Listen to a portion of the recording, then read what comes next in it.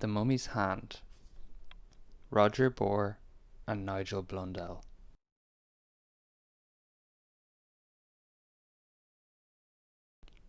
Count Louis Hammond was framed as an occultist and psychic healer. He was often given exotic presents by grateful clients he had cured. But the oddest gift of all brought him nothing but trouble. On a visit to Luxor, Egypt, in 1890, Hammond cured a prominent sheikh of malaria. The sheikh insisted that the healer accept a gruesome gift, the mummified right hand of a long-dead Egyptian princess. Count Hammond's wife disliked the dry, shriveled hand from the very first, but her dislike turned into horror and revulsion as she heard the story behind it.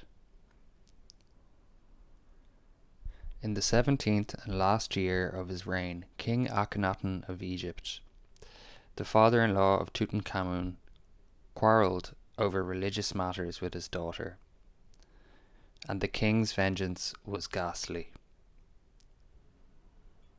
In 1357 BC, he had the girl murdered by his priests. Afterwards, they cut off her hand and buried it secretly in the Valley of the Kings. The people of Egypt were appalled, for the girl would be barred from paradise because her body was not intact at burial.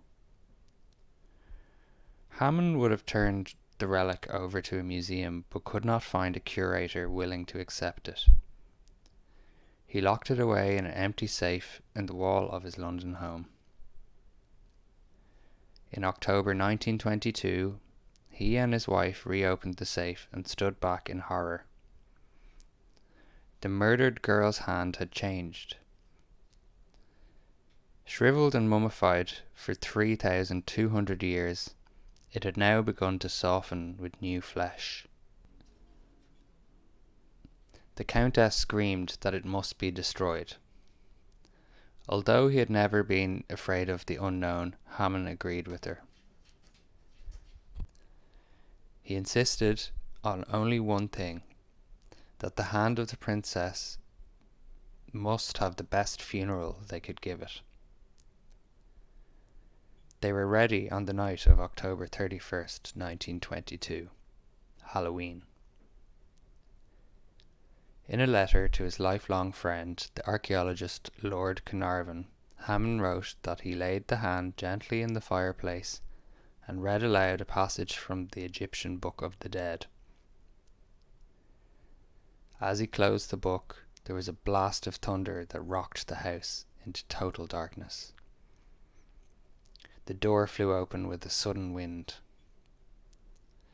Hammond and his wife fell to the floor and lay there in the sudden glacial cold. Lifting their eyes, they saw the figure of a woman. In Hammond's account, she wore the royal apparel of ancient Egypt, with the serpent of the house of pharaohs glittering in her tall headdress. The woman's right arm ended in a raw stump. The apparition bent over the fire, and then it was gone, as suddenly as it had appeared. The severed hand had vanished with it, and it was never seen again. 4 days later, Hammond read that the Carnarvon expedition had discovered Tutankhamun's tomb, and that they would enter it in spite of the ancient warning emblazoned at the threshold. From the room in the hospital where he and his wife were under treatment for severe shock, Hammond sent his old friend a letter begging him to reconsider. He wrote, "I know now the ancient Egyptians had knowledge and power of which today we have no comprehension. In the name of God, I beg you to take care." Carnarvon ignored the letter, and soon afterwards he was dead from an infected mosquito bite. One by one, the members of the expedition followed him to the grave in what became known as the Curse of the Pharaohs.